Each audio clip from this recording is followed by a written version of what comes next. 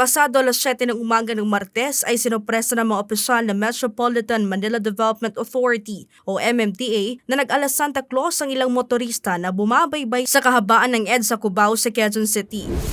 Pero alam mo ba violation mo? Oscar, Atin ka wala pa ako. Alam mo ba violation mo?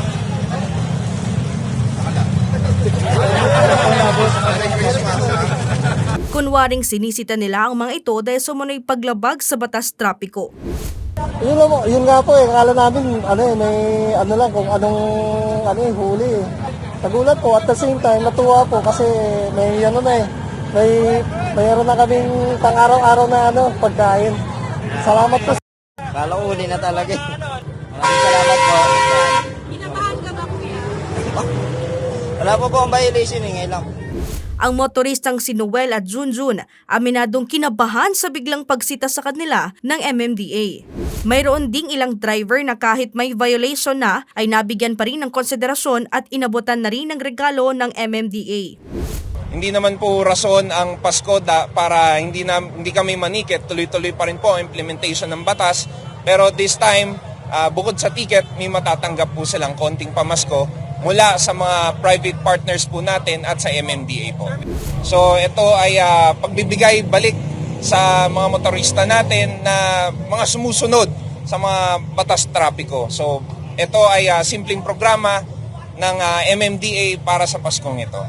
Kami po kasama ang DILG, PNP, LTO, LTFRB ay magkakaroon ng inspection soon para masiguro na yung pong ating mananakay ay convenient, yung pong ating mga drivers ay hindi nakadroga para po safe yung pagbiyahe ng ating mga kababayan.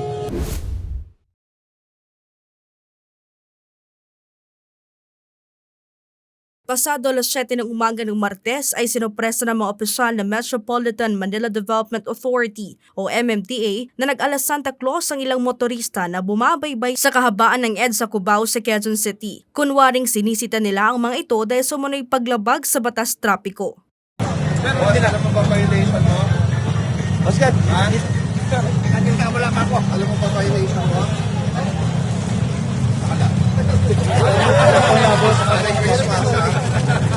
Ang motoristang si Noel at Junjun aminadong kinabahan sa biglang pagsita sa kanila ng MMDA. Yun nga po akala namin may kung anong huli. Nagulat po at the same time natuwa po kasi mayroon na kaming pang-araw-araw na pagkain. Salamat po. Kala uli na talaga. Maraming salamat po. Kinabahan ka ba, kuya? Wala po ang violation ngayon lang.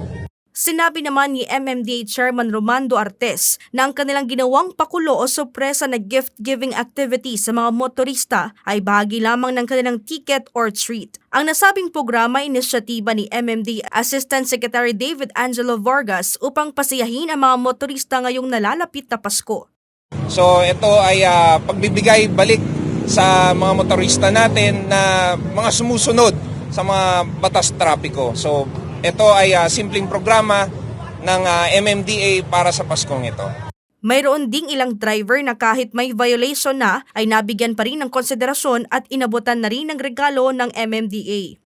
Hindi naman po rason ang Pasko para hindi kami manikit, tuloy-tuloy pa rin po ang implementation ng batas.